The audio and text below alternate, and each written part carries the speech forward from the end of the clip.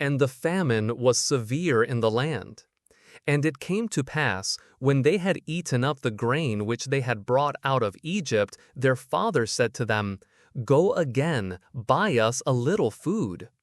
And Judah spoke to him, saying, The man solemnly protested to us, saying, You shall not see my face unless your brother is with you.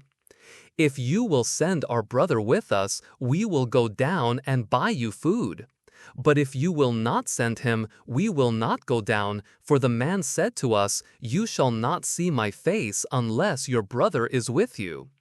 And Israel said, Why have you dealt ill with me to tell the man whether you had yet a brother? And they said, The man asked us strictly of our state and of our kindred, saying, Is your father still alive? Have you yet another brother? And we told him according to the tenor of these words.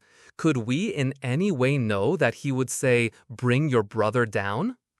And Judah said to Israel his father, Send the boy with me, and we will arise and go, so that we may live and not die, both we and you, also our little ones. I will be surety for him, you shall require him of my hand. If I do not bring him to you and set him before you, I shall be a sinner against you all the days. For if we had not delayed, surely by now we would have returned the second time. And their father Israel said to them, If it be so now, do this. Take of the best fruits of the land in your vessels, and bring a present down to the man, a little balm, and a little honey, spices, and myrrh, pistachio nuts, and almonds. And take double silver in your hand, and the silver that was brought again in the mouth of your sacks, carry it again in your hand. Perhaps it was an oversight. Take also your brother, and arise, go again to the man. And God Almighty give you mercy before the man, so that he may send away your other brother and Benjamin. If I am bereaved, then I am bereaved. And the men took that present, and they took double silver in their hand, and Benjamin. And they rose up and went down to Egypt, and stood before Joseph. And when Joseph saw Benjamin with them, he said to the ruler of his house, Bring the men into the house, and slaughter an animal, and make ready, for the men shall dine with me at noon.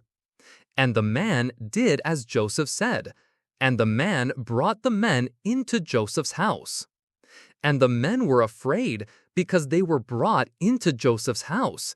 And they said, Because of the silver that was returned in our sacks at the first time, we are brought in, that he may seek something against us, and fall upon us, and take us for slaves, and our donkeys.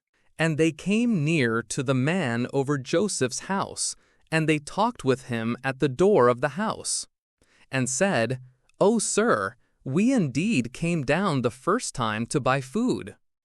And it came to pass, when we came to the inn, that we opened our sacks, and behold, every man's silver was in the mouth of his sack, our silver in full weight. And we have brought it again in our hands. And we have brought down other silver in our hands to buy food. We cannot tell who put our silver in our sacks. And he said, Peace to you, do not fear. Your God and the God of your father has given you treasure in your sacks. I had your silver. And he brought Simeon out to them.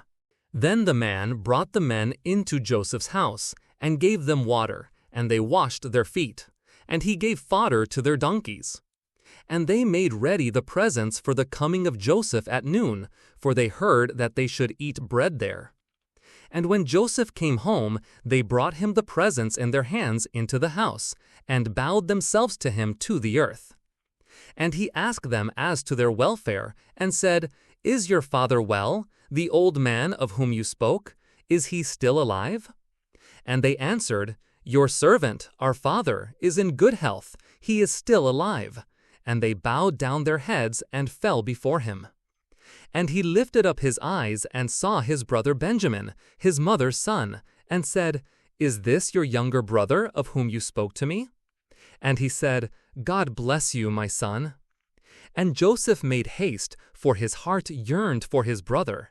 And he sought a place to weep, and he entered into his room and wept there. And he washed his face and went out, and controlled himself, and said, Serve the food. And they served him by himself, and them by themselves, and the Egyptians who ate with him by themselves, because the Egyptians may not eat bread with the Hebrews, for that is an abomination to the Egyptians. And they sat before him, the firstborn according to his birthright, and the youngest according to his youth. And the men marveled at one another. And one took portions to them from before him. But Benjamin's portion was 5 times as much as any of theirs. And they drank and were merry with him.